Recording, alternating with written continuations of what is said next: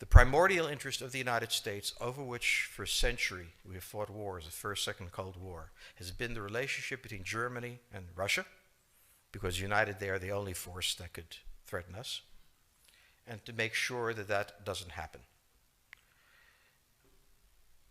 If you're a Ukrainian, is essentially reach out to the only country that will help you, which is the United States.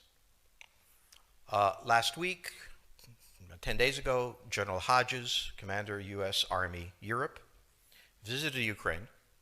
He announced that US trainers would now officially be coming, not just unofficially coming.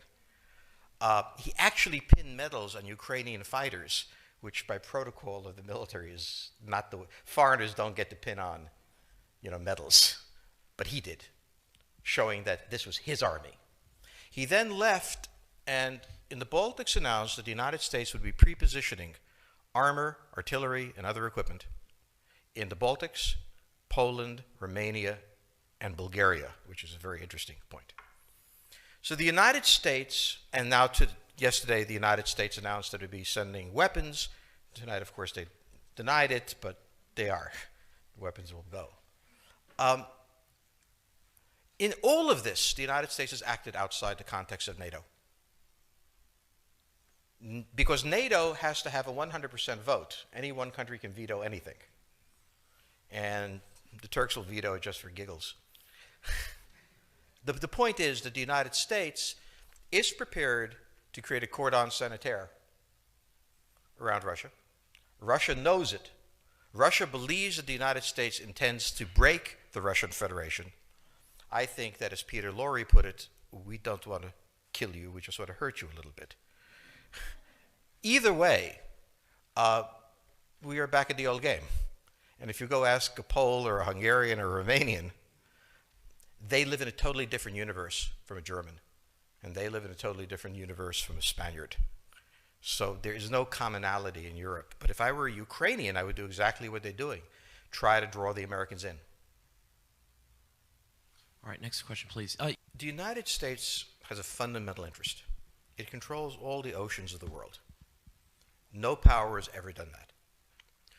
Because of that, we get to invade people and they don't get to invade us. It's a very nice thing. Maintaining control of the sea and control of space is the foundation of our power. The best way to defeat an enemy fleet is to not let it be built. The way the British managed to make certain that no European power could build a fleet was to make sure the Europeans were at each other's throats. The policy that I would recommend is the one that Ronald Reagan adopted toward Iran and Iraq. He funded both sides so they would fight each other and not fight us. This was cynical. It was certainly not moral.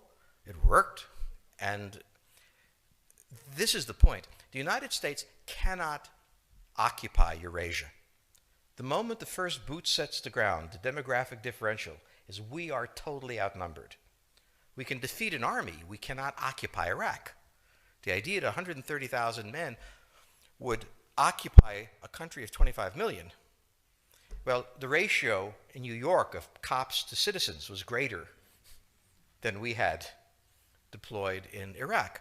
So we don't have the ability to go across, but we do have the ability to, first, support various contending powers so they concentrate in themselves with political support, some economic support, military support, advisors, and in extremis, do what we did in Japan, in Vietnam, in Iraq, and in Afghanistan, spoiling attacks.